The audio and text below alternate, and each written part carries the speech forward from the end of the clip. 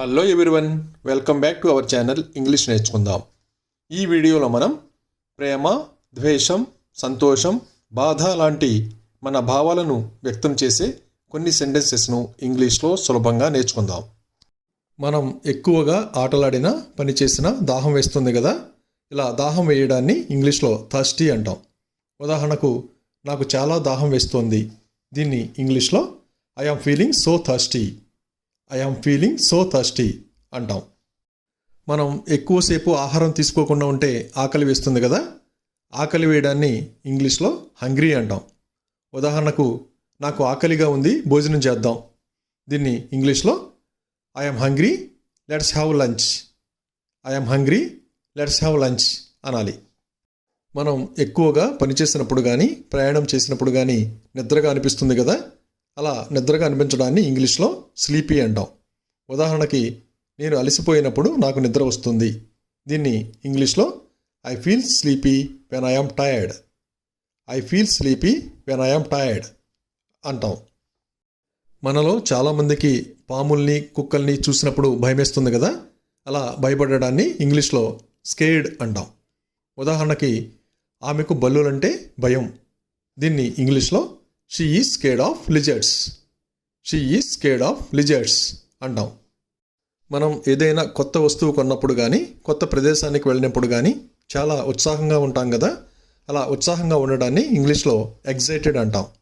ఉదాహరణకు, నేను నా కొత్త కారు గురించి ఉత్సాహంగా ఉన్నాను. దీన్ని ఇంగ్లీష్లో I yam excited about my new car, I am excited about my new car అంటాం.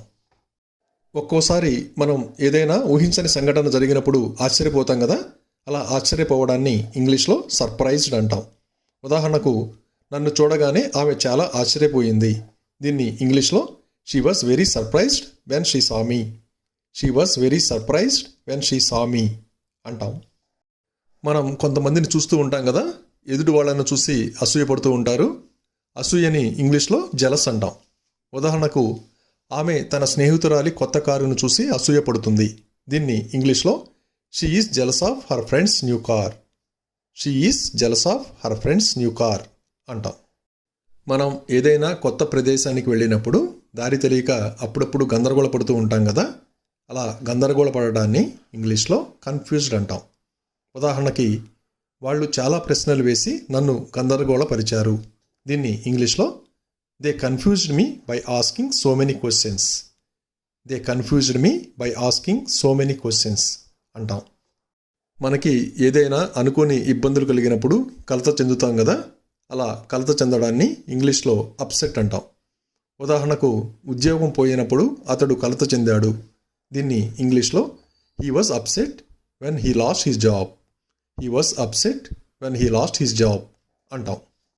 ఏదైనా పని మనం అనుకున్నట్లు జరగకపోతే నిరాశ చెందుతాం కదా, నిరాశని ఇంగ్లీష్లో డిసప్పాయింట్ అంటాం. ఉదాహరణకు, పరీక్షా ఫలితాలతో అతడు నిరాశ చెందాడు. దీన్ని ఇంగ్లీష్లో he was disappointed with his exam results, he was disappointed with his exam results అంటాం.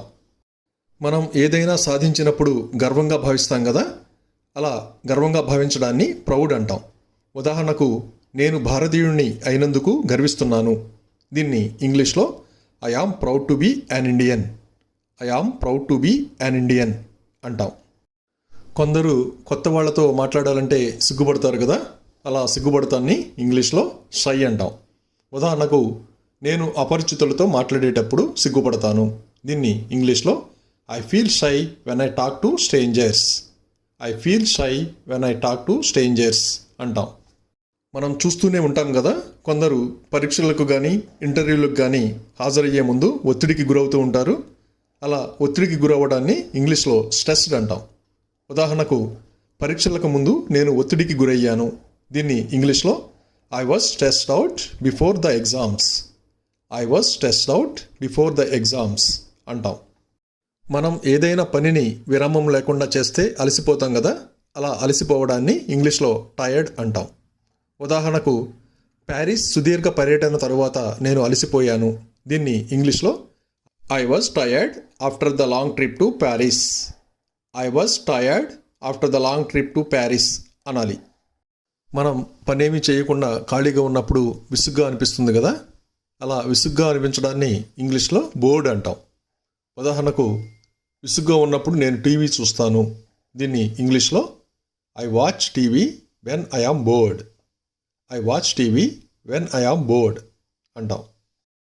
ఒక్కోసారి మనం ఏదైనా పని చేయాలంటే బద్ధకిస్తాం కదా, బద్ధకాన్ని ఇంగ్లీష్లో లేజీ అంటాం. ఉదాహరణకి అతనికి నడకకి వెళ్ళాలంటే చాలా బద్ధకం.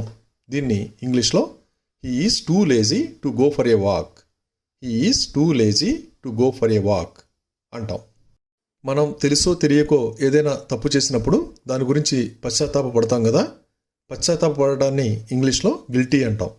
ఉదాహరణకు ఫోన్ పగలకొట్టినందుకు అతడు పశ్చాత్తాపపడుతున్నాడు. దీన్ని ఇంగ్లీష్లో he is feeling guilty for breaking the phone. He is feeling guilty for breaking the phone అంటాం. మనం ఏదైనా శుభవార్త విన్నప్పుడు కానీ లేక ఇష్టమైన వాళ్ళని కలుసుకున్నప్పుడు కానీ చాలా సంతోషంగా ఉంటుంది కదా, సంతోషాన్ని ఇంగ్లీష్లో హ్యాపీ అంటాం. ఉదాహరణకు నిన్ను చూసినందుకు చాలా సంతోషంగా ఉంది. దీన్ని ఇంగ్లీష్లో I am very happy to see you. I am very happy to see you అంటాం. మనకి ఏదైనా కష్టం కలిగినప్పుడు బాధపడతాం కదా, బాధని ఇంగ్లీష్లో సాడ్ అంటాం. ఉదాహరణకు నేను మిమ్మల్ని బాధ పెట్టినందుకు క్షమించండి. దీన్ని ఇంగ్లీష్లో I am sorry I made you sad. I am sorry I made you sad అంటాం. పిల్లలు చెప్పిన మాట వినకపోతే మనకి కోపం వస్తుంది కదా, కోపాన్ని ఇంగ్లీష్లో యాంగ్రీ అంటాం. ఉదాహరణకు మా అమ్మ నాపై కోపంగా ఉంది. దీన్ని ఇంగ్లీష్లో my mother is angry with me. My mother is angry with me అంటాం. ఏదైనా ఊహించని సంఘటన జరిగినప్పుడు ఒక్కోసారి మనం దిగ్భ్రాంతికి లోనవుతాం కదా, దిగ్భ్రాంతిని ఇంగ్లీష్లో షాక్ అంటాం. ఉదాహరణకు ప్రమాదాన్ని చూసి నేను దిగ్భ్రాంతి చెందాను. దీన్ని ఇంగ్లీష్లో I was shocked to see the accident. I was shocked to see the accident అంటాం. మనలో ప్రతి ఒక్కళ్ళకి ఏదో కొన్ని విషయాల మీద ఆసక్తి ఉంటుంది కదా, ఆసక్తిని ఇంగ్లీష్లో క్యూరియస్ అంటాం. ఉదాహరణకు పిల్లలకు ప్రతి విషయంపై ఆసక్తి ఉంటుంది. దీన్ని ఇంగ్లీష్లో children are curious about everything. Children are curious about everything అంటాం. మన చుట్టూ ఎవరూ లేకపోతే ఒక్కొక్కసారి మనకి ఒంటరితనం అనిపిస్తుంది కదా, ఒంటరితనాన్ని ఇంగ్లీష్లో లోన్లీనెస్ అంటాం. ఉదాహరణకు నా సోదరి లేకుంటే నాకు ఒంటరిగా అనిపిస్తుంది. దీన్ని ఇంగ్లీష్లో I feel lonely without my sister. I feel lonely without my sister అంటాం. మనం మనకి ఇష్టమైన వాటిని ప్రేమిస్తాం కదా, ప్రేమని ఇంగ్లీష్లో లవ్ అంటాం. ఉదాహరణకు నేను నా కుటుంబాన్ని ప్రేమిస్తున్నాను. దీన్ని ఇంగ్లీష్లో I love my family. I love my family అంటాం. మనం మనకి ఇష్టం లేని వాటిని ద్వేషిస్తాం కదా, ద్వేషించడాన్ని ఇంగ్లీష్లో హేట్ అంటాం. ఉదాహరణకు నేను నిన్ను ద్వేషిస్తున్నాను. దీన్ని ఇంగ్లీష్లో I hate you. I hate you అంటాం. Thank you for watching this video. మీ అభిప్రాయాలను కామెంట్స్ ద్వారా తెలియజేయండి. మరిన్ని వీడియోల కోసం ఈ వీడియోని లైక్ చేయండి, షేర్ చేయండి మరియు సబ్స్క్రైబ్ చేయండి. Thank you.